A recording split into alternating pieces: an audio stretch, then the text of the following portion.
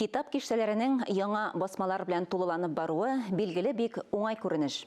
Татарстан Республикасы рәисе каршындагы татар телен һәм Татарстан Республикасында яшәүче халыклар вәкилләренең туган телләрен саклау, үстерү мәсьәләләре комиссиясе тарафыннан 2021 елда беренче тапкыр татар телендәге әдәби әсәрләр бәйгесе узды. Әдәби конкурска барлыгы 1000 әдәби әсәр кабул ителде. Шуларның 15-е роман. Җиңүчеләр арасында Зөлфәт Хаким, Фирдус Гыймалдинов, Рауль Сабыр романнары бар. Яңа табадан төшкән язучы Рауль Сабырның Фәхрине үтереп ташладылар дип исемләнгән китабы Татмези бинасында урнашкан әдәби кафесында укучыга тәкъдим ителде. Тулырак Ләлә Зайнуллина язмасында. Әдәби бәйгедә җиңү яулаган әсәрләрне Татарстан китап нәшриятендә аерым китап һәм җыентык рәвешендә бастырып чыгару вәгъдә ителгән иде. Вәгъдә иман бәйге әсәрләре китап киштәләреннән үз урынын алды. Беренче эшлеккә кергән җиңүчеләрне Татарстан китап нәшриятендә китап итеп бастырып чыгардык.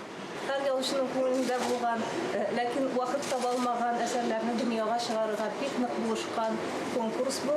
Без инде Рауль Сабырны әлбәттә хикәяләре аша беләбез, аның кызыклы драматург икәнлеген беләбез, журналист буларак беләбез, ләкин менә әлеге бәйге аны инде безнең зур жанрларда, әдәбиятның катлаулы жанрларында эшли ала торган автор итеп, язучы итеп танытты. Фәхрине үтереп ташладылар романы 90-нчы елларда тулай торакта яшәүче 4 дусның үзара мөнәсәбәтләре турында.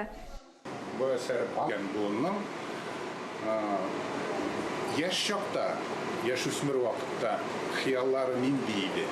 Без нинди максатларга омтыла идек? Үзебезнең тормышны ничек итеп күрә идек? Шуны тасвирлау һәм бүген ни килеп чыкты? Татарстан Республикасы Язучылар берлеге әлеге бәйгене дәвам итеп, 2022 елның 1 октябреннән татар телендәге әдәби әсәрләргә яңа бәйге игълан итә. Романнар 2023 елның 1 декабренә, башка номинациядәге әсәрләр 2023 елның 1 сентябренә кадәр кабул ителә. Җиңүчеләргә бүләк фонды 3 миллион 895 мең сум.